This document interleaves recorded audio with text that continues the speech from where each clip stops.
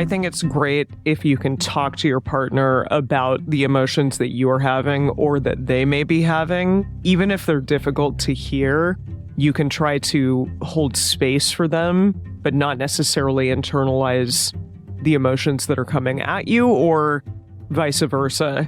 Well, you may be the one in the situation of feeling like, okay, I'm having a lot of anxiety about this relationship, but your partner may be the one doing that, and that may be a little scary to you. But if you can get in a place where you don't necessarily sit there and internalize their anxiety, but rather just work through it together, I think that's the ideal place to be in. Welcome to the Multiamory podcast. I'm Jase. I'm Emily. And I'm Dedeker. We believe in looking to the future of relationships, not maintaining the status quo of the past. So whether you're monogamous, polyamorous, swinging, casually dating, or if you just do relationships differently, we see you, and we're here for you.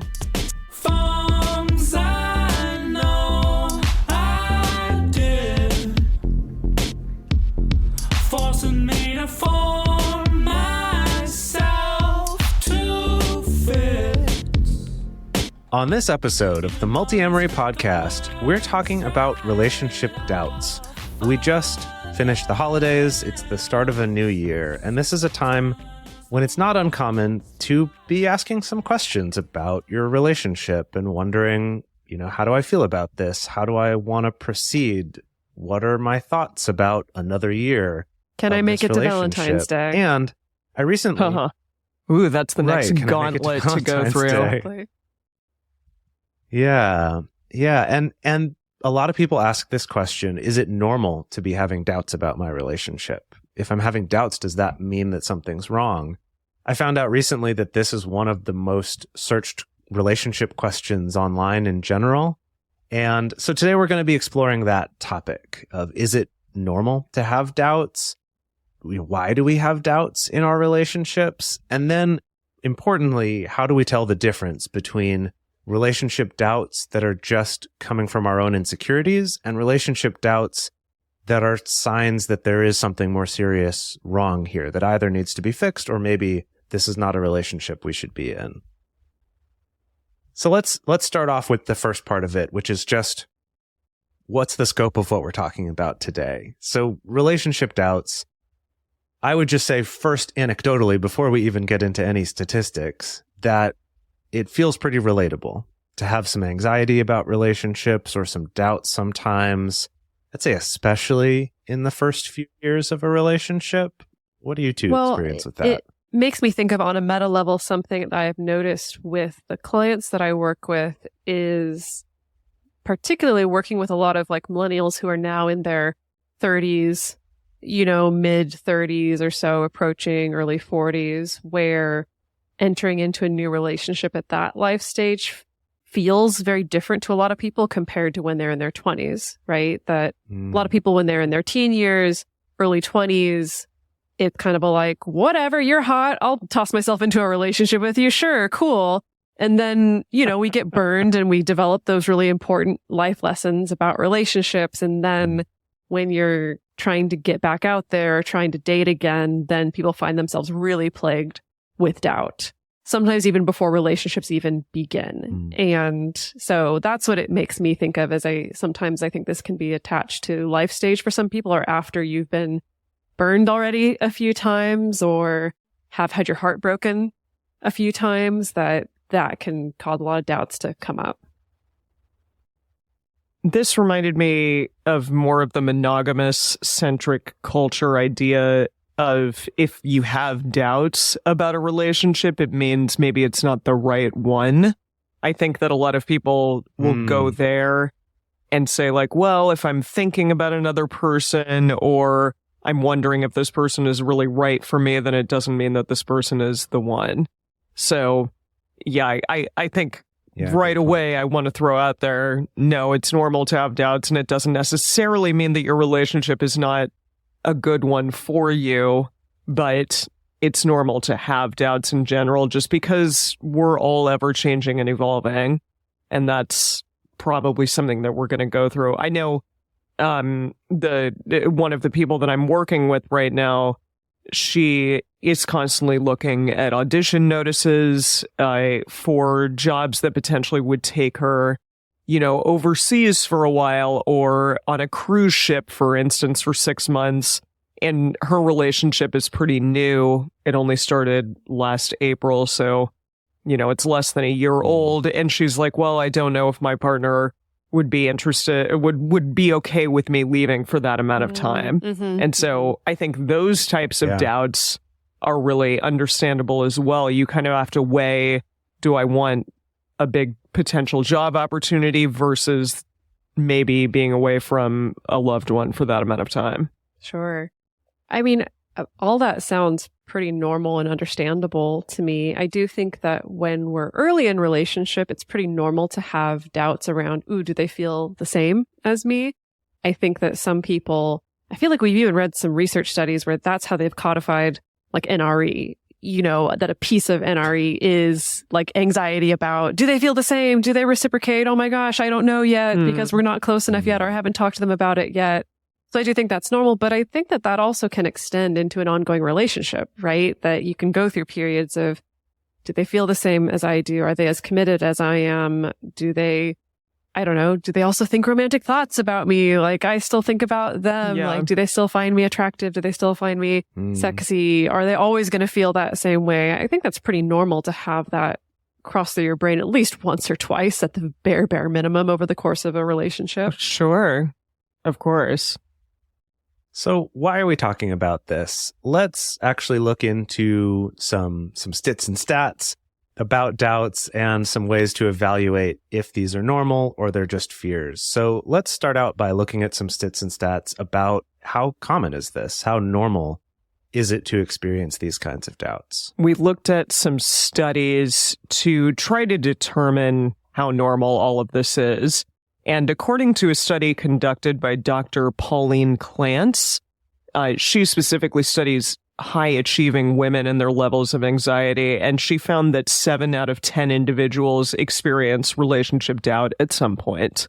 I think, if she's specifically looking at a high-achieving women, that makes sense. There's a lot of potential anxiety and also just questioning involved in, am I doing everything exactly as correctly as I could be at this particular time, including choosing a partner? Mm-hmm.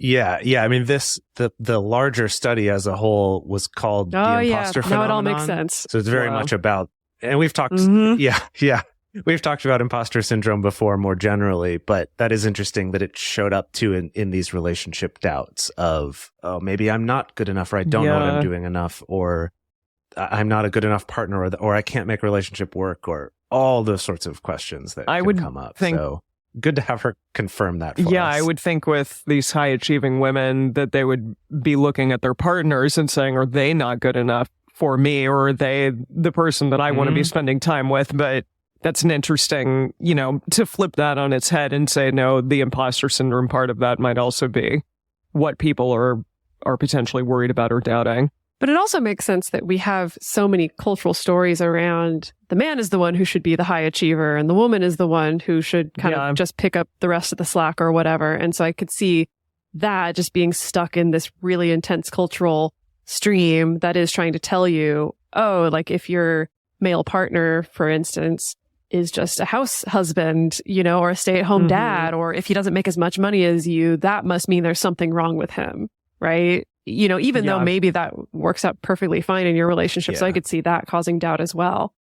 So that's true. I think that we can all agree that the majority of people have had some sort of anxiety, some sort of doubt about their relationships, that it's natural to be asking questions about our partnerships, asking questions about the longevity of our relationship. I do think that this is often why many people seek marriage or the security of monogamy. That's not the only reason why by any means, but I do think that sometimes when we feel that relationship anxiety or feel that pressure or feel that sense of, and sometimes this is pressure that is put on us of, you got to get this person to commit. You gotta, if you like it, you should have put a ring on it, right? It's like all these messages that are like, you need to find a way to nail this one down. Even though, as we've seen time and time again, monogamy and marriage in and of itself are not these magic pills that just eliminate all relationship doubts or insecurities. Absolutely. And yeah, I think this can translate in a variety of ways. Also, becoming pregnant, for instance. I have a friend who has been toying back and forth with, should I get pregnant for a second time or should I not? Is this really something that I want in my life or is it not? And ultimately, I guess she decided yes, because now she's pregnant again. Well, but congratulations. It's really interesting. Yeah. I think it's interesting. Like, these doubts can just extend in so many different areas of our lives, not just who we're in relationships with, but then ultimately what that relationship looks like and how it changes the trajectory and course of one's life as well in really big ways. Another thing to consider with doubts is, what might be going on in our lives. And so another thing to look at is that these types of doubts can be more frequent or more common at certain times. So when there are big relationship changes, such as making the decision to get married or have a kid or move in together or move to a different city together, or, any kind of big life change that, and I think rightly so, can spark this, I'm going to really explore my doubts and make sure that I want to commit to this kind of bigger commitment decision. So that's another thing to keep in mind too, is that this can fluctuate based on what's going on in your life, in the general circumstances, what kind of decisions you're making, things you're thinking about doing. And then also that, as we always say on this show, there's not this clear, oh, this is common, so just don't worry about it, or, oh, this is always a bad sign. That our emotions, these feelings of doubt, are indicators that there's something going on for us emotionally. And what we have to do then is explore, what's that coming from? What might this be telling us? So I do want to be clear that we're talking about these relationship doubts are common, but that doesn't mean that they're a bad thing or that they should be ignored. That this is something worth exploring and getting to understand yourself a little bit better through it. Because it also might be a sign that something is wrong, right? So there's a whole range of things that can be caught up in these doubts. So with that, let's transition into not just talking about, is this common or not, but what causes it? What were we able to find about the things that can cause these doubts to come up, and some of the research that's been done around that? So Dr. Alicia Powell discussed the underlying sources behind our doubts and insecurities in relationships, and they discuss things like emotional neglect or abuse, which might cause low self-esteem or low self-worth due to past trauma. I think, again, these are more on the extreme ends of why a person may be doubting a relationship or doubting their validity in a relationship, perhaps. Also things like attachment difficulties stemming from relationships with your parents or your caregivers at a young age. We talk a lot about attachment theory on this show, and that can show up, I think, in our doubts as well, and sort of be the catalyst or the reasoning behind why we have some of these doubts. Yeah, I think the important thing to note with both of these is that she's pointing out that these come from experiences before our current relationship. Yes, that's a good point. So not kind of emotional neglect or abuse in this relationship, from our but past, from our yeah. past. And then similarly, our attachment to our parents or maybe other partners in the past, that can affect how our emotions are going to show up in this particular relationship, including so I've had many times in relationships where I felt as though what had happened in my past relationships would automatically mean that would happen again in my current relationship, yes. and that doesn't necessarily always occur. So I think it's always good for us to know that each relationship is going to be very unique and different, and somebody's bad behavior in a last relationship is not necessarily going to translate into this one, which is great, but that's hard to remember in your body and in your mind in the moment. But along with what we just talked about, things like having parents who are significantly intrusive or disengaged, that can also cause doubt as well. And then just general anxiety that manifests as worry about relationships. We talked about anxiety before, but if you do have generalized anxiety, I think that causes potentially more anxiety about your relationship as well. The note about parents being intrusive or being kind of disengaged relates to attachment styles. And I think that's interesting, but it also made me think about something that she doesn't mention in this particular article, which is this question of what did you experience your parents' relationship with each other to be? Yeah. Was it this kind of like, gosh, they were always miserable together. Why didn't they see that that was so bad? Or this like, why did they always cause problems when there weren't any? Or kind of whatever it was that we saw modeled for us. And I think this can show up with our friends and things as well, but it's especially influential early in life like that, of any kind of adult role models that we had when we were growing up. In another article from Psychology Today by Dr. Gary W. Lewandowski Jr., he discusses relationship doubts there as well, and specifically mentions imposter syndrome again, which is interesting since we looked at that other study that was looking at imposter syndrome. And in that, he talks about doubts may grow as our connection gets deeper, I think because the stakes are getting higher, right? Sort of like we talked about with moving or something like that. It's as we're making more commitment, we have this natural reaction to be like, I want to really make sure that this is the right thing to be doing. And so those doubts might actually increase over time. And then he says, this is a quote, however, it's important to realize that no relationship or relationship partner is perfect. Being more informed is a good thing because you get to know your real partner, blemishes and all. The sentiment here being that we might have some relationship questions or doubts come up, and that if those are encouraging us to then try to really explore our partner and be like, what are you really like about these things? Understanding that all the answers might not be perfect, but we do want to know them. It's not just, oh, I should just brush that under the rug and just assume everything's fine. It's like, no, like let those doubts encourage you to explore and actually find out more about your partner and make sure that you understand them as well as you can. That's interesting. It reminds me of, I think a lot of people can fall into this mindset again when dating. That's what I keep thinking of, because I do think our culture really encourages a very perfectionistic approach to finding a partner. Especially if you're very traditional, coming from this, I got to find my soulmate, got to find the long-term marriage partner. Exactly. Sort of mindset that there is a lot more pressure on this person.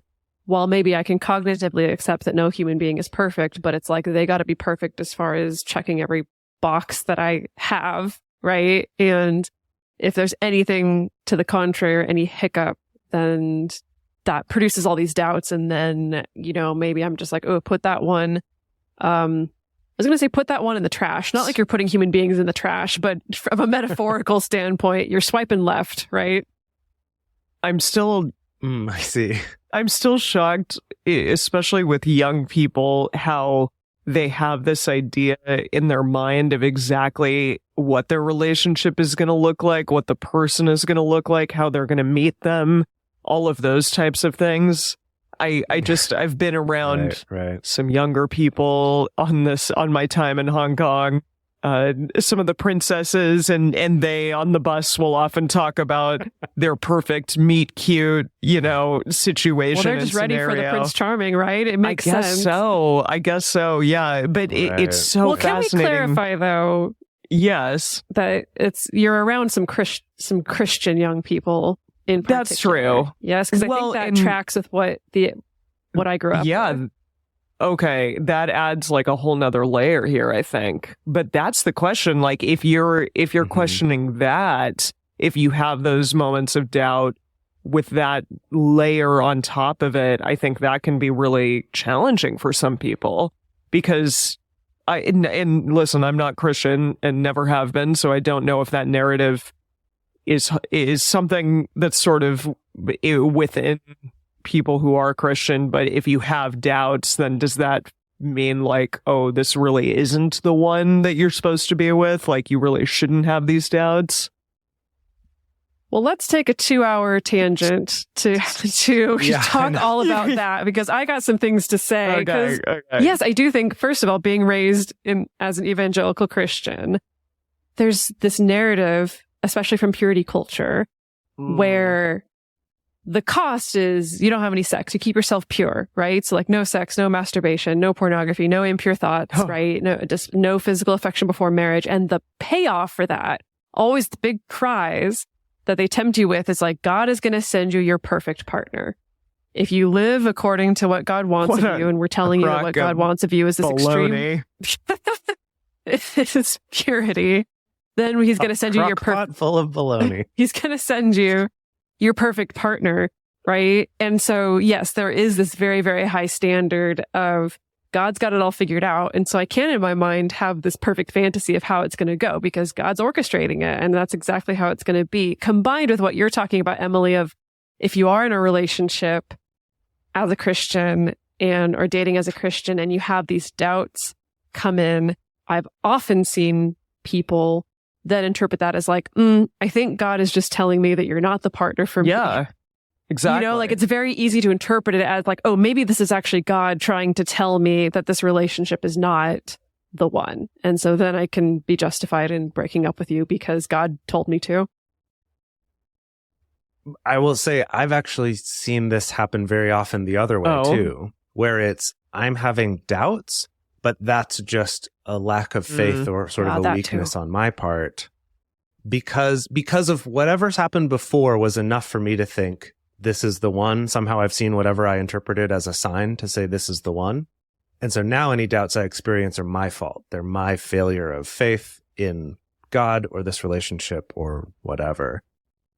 What I want to say with all of this, though, because as we're talking about it, we're talking about, you know, Dedeker's and my Christian upbringings and the things we saw around us and did ourselves. I definitely did all those things a lot on all the sides of that.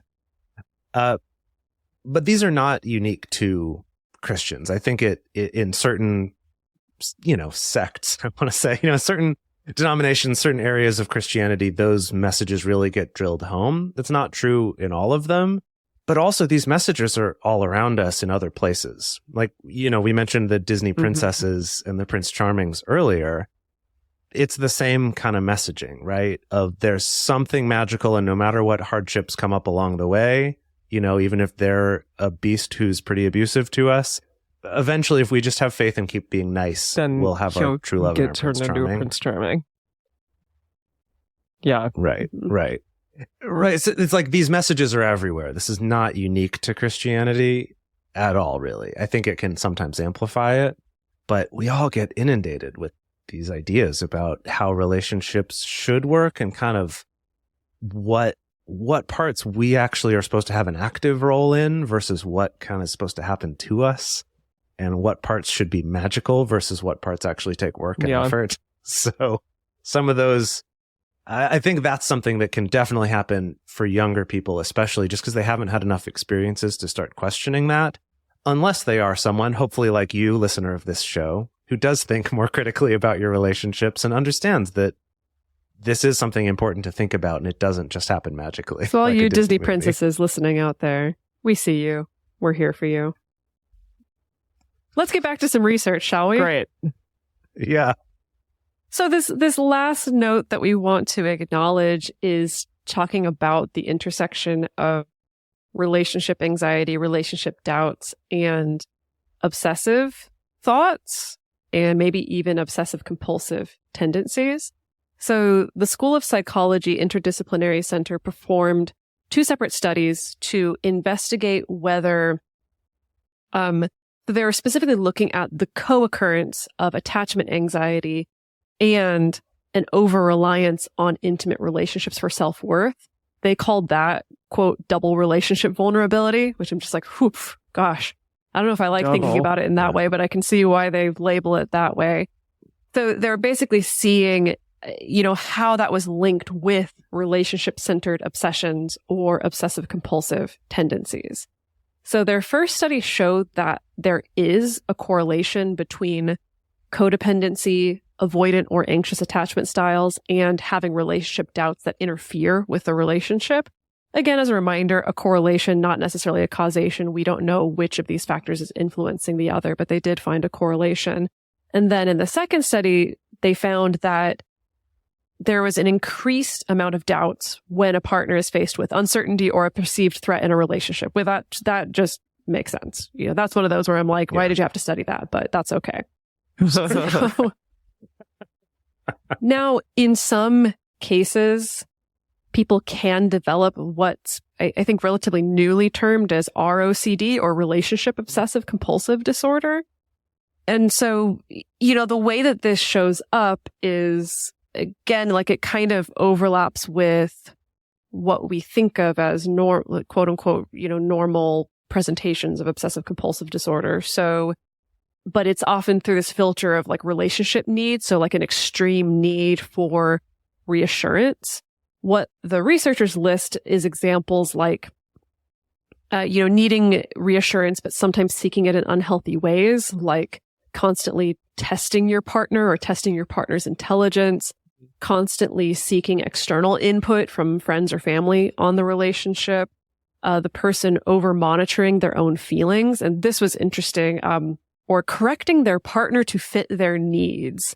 What is, which I thought was, yeah, to me, it sounds kind of like I constantly need to be like really maybe even perfectionistically kind of hemming in my partner or adjusting their behavior or like making all these kind of maybe even criticisms or requests to make sure that they fit this very precise little box. Yeah. I can see some of this behavior actually being glorified and showing up sometimes in relationship advice, of that, you know, advocating for your needs is a good thing, but sometimes calling something a need can be used in a manipulative way to say, well, this isn't on me to negotiate. This is my need. And so I need you to change your behavior or these various aspects to try to meet that. And it's that tough thing of, right, that isn't inherently wrong in itself, but I do see that sometimes being relied on overly much and could be varying into this area of being controlling or trying to, right, like correct your partner or turn them into what you think you want them to be. You see that trope. And it just makes me... Sorry, you see that trope a lot in media. Like the overbearing, I guess, wife potentially that is changing her husband or nagging her husband, or, you know, even nagging the kids, like trying to make everyone into the mold of the perfect thing that they want. That's a question. As far as media tropes go, do you think we mostly see this applied to women as being the relationship OCD ones? Absolutely. That's interesting. Absolutely. I mean, not surprising, but interesting. Unfortunately. It just makes me think of the song from Bye Bye Birdie, How Lovely to Be a Woman. You familiar with that one? I don't know the show very well.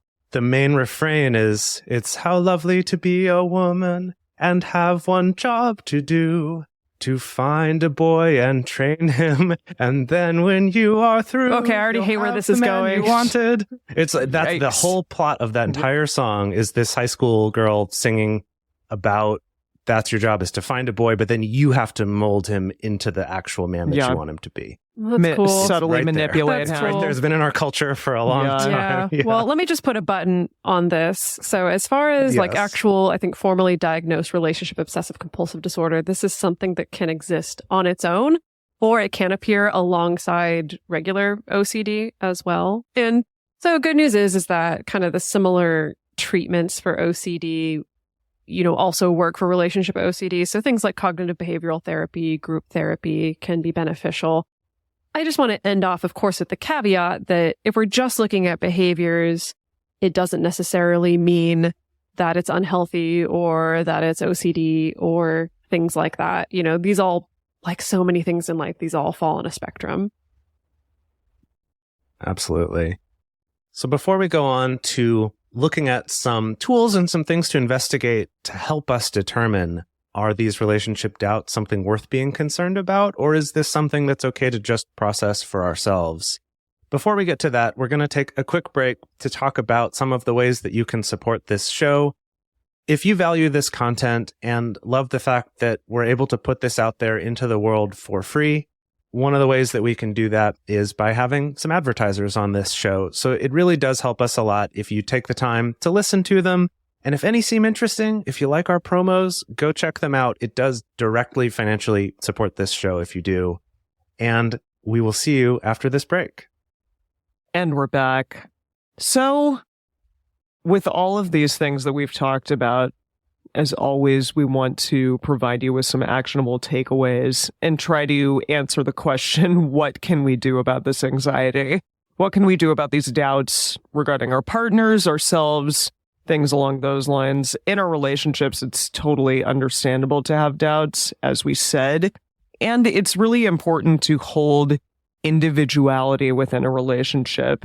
You can do things like learn healthy boundaries and try to, negotiate those for yourself and for your partner. I think it's great if you can talk to your partner about the emotions that you are having or that they may be having. Even if they're difficult to hear, you can try to hold space for them, but not necessarily internalize the emotions that are coming at you, or vice versa. Well, you may be the one in the situation of feeling like, okay, I'm having a lot of anxiety about this relationship, but your partner may be the one doing that, and that may be a little scary to you. But if you can get in a place where you don't necessarily sit there and internalize their anxiety, but rather just work through it together, I think that's the ideal place to be in this scenario. I think that's such a good point, Emily, because we've been talking about, it's normal for you to have relationship doubts, and we haven't really acknowledged that other half of it you just mentioned, which is it's also normal for your partner to have relationship doubts. And just because they're having them, not internalizing that, right? It doesn't mean, oh no, something's wrong with me, or oh, I'm bad, or oh, they're going to break up with me, or oh, it means they don't love me. That it would be easy to go to that place if you also forget on the other side that it's normal for them too. So I think that's a really good point. And I'd also love to give a quick plug right there for Radar. Our relationship check-in radar. In terms of, one of the things I really appreciate about it is that it gives you that space, right? We have this dedicated time set aside that's not in response to, we just had a fight, let's sit down and talk, or I'm upset, we need to talk right now, but it's because it's regular. There's more of that sense of, okay, yeah, we're here to check in, good or bad, all the stuff in between. At least for me, and from a lot of people I've heard from, helps give a little bit more of that separation. It's not, oh no, we're talking, so it must be a problem or something bad's going to happen. It's because we do it more regularly. It's, okay, yeah, this is the time when we get to talk about these things in a more neutral way, I guess, than we would if it got sprung on us out of nowhere. And remember that we live in a culture where there are pretty high expectations set on most aspects of our lives, including our relationships. And I think our relationship to social media doesn't help this when we're just constantly bombarded with the, curated, perfectly manicured examples of everybody else's lives and relationships being performed for us all the time. So examine if you have, maybe you do have some unmet expectations, or you could be influenced by some sort of external source to imagine how your relationship should look. I think it can be good to sit down and kind of take a little bit of an inventory of, when you think about your ideal relationship, where does that idea come from? What or who in my life is reinforcing that that's a good thing or that that's a bad thing, right? Like, when I think about an ideal relationship, who is the first image that comes into my mind? Is it my parents? Is it this particular friend? Is it this one social media influencer who's, performing their relationship in this really perfect way all the time, right? I think that can be really valuable exercise. Yeah, that's boy. It's a really interesting point. Yeah, for sure. So there's an article on Medium called "The Relationship Doubts You Should Never Ignore" by E.B. Johnsons. And, she wrote a bunch of things, but some of the ones that I actually thought were a really nice way to look at, I'm having these doubts. How serious do I need to take these? what's really going on here. So one, she just mentions, talking about what you both want for the future. If the other person is totally unwilling to talk about that, maybe that's something worth considering. But, having those conversations more regularly is good. Similarly, understanding each other's personal values, what matters to them, what matters to you, kind of similar to the future thing, right? It's what do we value? What's actually important to us? And these aren't necessarily to say the person is bad if they think different things than you, but just to help avoid some of that mismatched expectations that can come up. But then the thing she hit on that I really liked was when you have these doubts come up, to think about what is the source of the doubt. So one question is, was there an external situation that sparked this doubt, or did it seemingly come out of nowhere? So, was there actually something my partner did that made me start having this doubt, or something I noticed? Or maybe there was something external that happened in my life, like a friend got divorced and now it's making me think about these things. Or they got married, and now it's making me think about these things. I think that happens pretty commonly. Totally. That's probably even a more common one. It's like, oh, my friend got married. Why am I not married? Yeah. What's right. So asking those questions of was there an external source of this doubt? And then evaluating how might that have affected what I'm thinking about. Second is this related to some kind of previous trauma, right? So did I have some kind of traumatic experience in a previous relationship? And that can be capital T trauma or lowercase t trauma, just a bad breakup, or, getting your feelings hurt or something like that. That, is this related to some other experience I've had? And maybe that's influencing my thoughts here. So again, just asking questions. It's not saying one or the other answer is the right or wrong one. And then this question of, do you feel secure in the relationship? And it's such a simple question, but I do think it's one worth exploring. Of, do I feel secure? And that can look a lot of different ways, right? Of, do I feel secure that this relationship will last forever is where people go with it. But I think the question is more than just that. It's, do I feel secure in that my partner will be honest with me and not blindside me with stuff? Do I feel secure that my partner will support me when I need them to, emotionally support me when I need them to? Do I feel secure in terms of just being safe and being listened to and not just interrupted all the time, or my opinions being overridden all of the time in this relationship?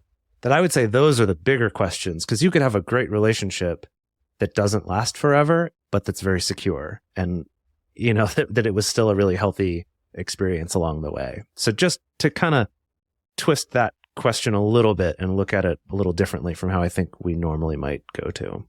Dr. Alicia Powell, and we spoke of her work earlier, suggests trying the following steps to address relationship doubts, and they are: go to therapy, seek professional guidance. This one's huge, because I think having that objective person that just is able to look at everything and give you advice, or even just kind of mirror back your own thoughts and emotions to you, I think that's really, really helpful. Also, build deeper, trusting relationships with your community to help with security. I love this one because I think so many people have doubts about their relationship and don't feel as though they can leave because it helps them financially in a lot of ways, or it helps them just overall feel secure as an individual, and they feel trapped potentially in their relationship. Well, the self-worth thing we mentioned earlier, that we can tie a lot of our self-worth to our relationship status. So even if it's not monetary, it could be that too, absolutely. But I think if you have a community around you, and that can mean a chosen community, it can mean chosen family, or even actual family that are blood relatives to you, things along those lines, all of that can really help make you feel more secure in a variety of ways, so that you're not just tied only to one person and that's your only sense of security. I think that's really, really huge. And so if you don't have that necessary feeling of like, well, this person is making me feel secure, maybe you can more objectively look at the situation in general. I love that idea. Also, address conflict or unresolved differences. See if that helps address relationship doubts. And then also know... A plug yes. for our repair shop love that. tool Yeah. right there. Resolving some unresolved Totally. differences and addressing past And seeing- conflicts to make sure those can get and repaired. also checking out what things can't be resolved and kind of what that means for the relationship Mhm. as well. And then also know finally that our feelings are valid, but they're not always facts. That is a big one. Often we have really intense emotions Yes. and really intense feelings, but then maybe a day later we realize, you know what? I don't necessarily need to act upon those really intense emotions. And so give yourself some time to process and calm down physiologically. And I really like this distinction that was made by therapist Dr. Sherry Jacobson. She says that she kind of creates this dividing line between healthy doubts and what she calls red flag doubts. And so she says that healthy doubts tend to be, questioning or evaluating the relationship itself. So evaluating, is it working for me? Is this the right type of relationship for me? Do we want the same kind of future together? If that's a conversation we're having in our relationship, do we share some of the same values? But in contrast, red flag doubts tend to be more about the other person's actions and behaviors, and that these can be distinguished because they often will come with factual evidence if you consider them further, which I think is an interesting way of thinking about it. So for some examples of these red flag doubts, she includes, my partner constantly refuses to communicate with me where they're going or communicate with me what their plans are. Maybe my partner is not open and honest with me about them seeing other people. And I think that can apply whether you're in a monogamous or a non-monogamous relationship, or if you're just starting out or whatever. If my partner's being dodgy in some way or dishonest consistently. Of course, maybe my partner has physically hurt me, or my partner says negative things about me or about my family or about my friends, or my partner disregards my boundaries. So they show up when they're not invited. They touch me when I tell them not to, things like that. So yeah, I think that's an interesting rubric to think about is like, are you having doubts actually based on a partner's behavior, or are your doubts in this camp of just evaluating the relationship itself? And I think with those healthy doubts, it doesn't necessarily mean that you disregard all those and they're not important. You may still have those healthy doubts and realize, actually, this isn't the relationship for me. And then that enables you to then make a healthy choice of not being in the relationship, right? Yeah. Yeah, absolutely. So to look at some of this and summarize, basically the first place to start is examining those doubts. So we've talked about some of those tools of, is this a red flag doubt, or is this a normal, healthy doubt? Is this caused by some external factor, or is it maybe related to something in my own past or some thing that's happened outside of my relationship that's bringing this up for me? Evaluating that. Journaling is always a nice go-to of just kind of word dumping out all of that stuff to get the thoughts out of your head and onto paper. And also, if you're able to, seeking some kind of professional support from a therapist or a counselor or a coach is really important. One thing I did want to throw in there related to what Dedeker was talking about is when it comes to therapy or counseling or coaching, if it's in the camp of these healthy doubts, that would be something that's a good candidate for seeing someone together, some kind of a couples counselor, couples therapist, or seeing a coach together as a couple, to just help facilitate you to talking about those things and understanding how we feel about this relationship. Is this right for both of us? If you think at all that this might be the red flag type doubts, this is not the time for couples counseling. You need to see someone and evaluate this on your own, because those kinds of red flag situations can actually be made worse by couples therapy sometimes. It gives the person doing the red flag things more tools for justifying their behavior.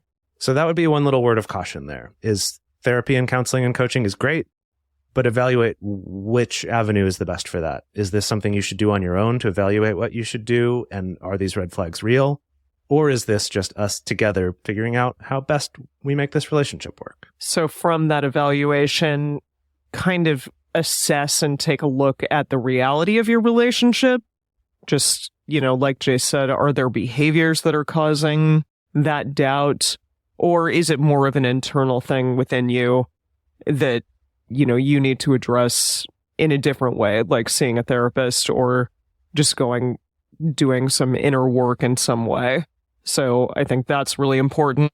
And then, also assess your inner world, like your mental health, any insecurities, and allow space for being human, for understanding, this is just me. This is who I am. Often I'm going to have moments of anxiety and doubt, and that's really okay. And this last note, I think, is, a special note for our folks who are non-monogamous or relationship anarchist, or maybe a little bit more relationship fluid, that it's okay to step outside the binary of this is my soulmate or it's not my soulmate, right? This relationship is going to work or it's not going to work.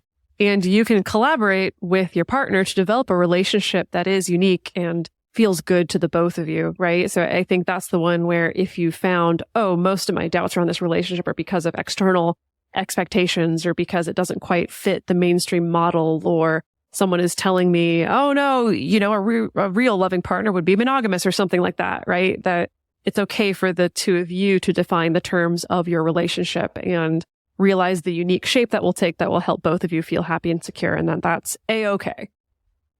Thank you, everybody, for taking this journey with us, especially as you're beginning your year and you're thinking about your relationships and evaluating things. It's just so important to spend some time really thinking about this stuff. And I hope that this was helpful for all of you. And we would also like to hear from you. On our Instagram story, we will be posting our question of the week, which is, how do you know when to listen to relationship doubts and when to ignore them?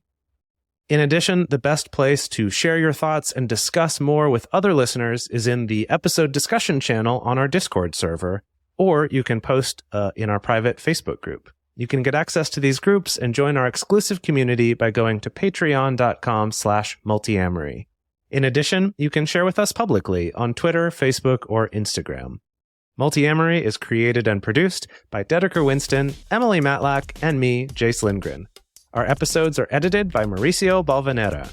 Our production assistants are Rachel Shennework and Carson Collins.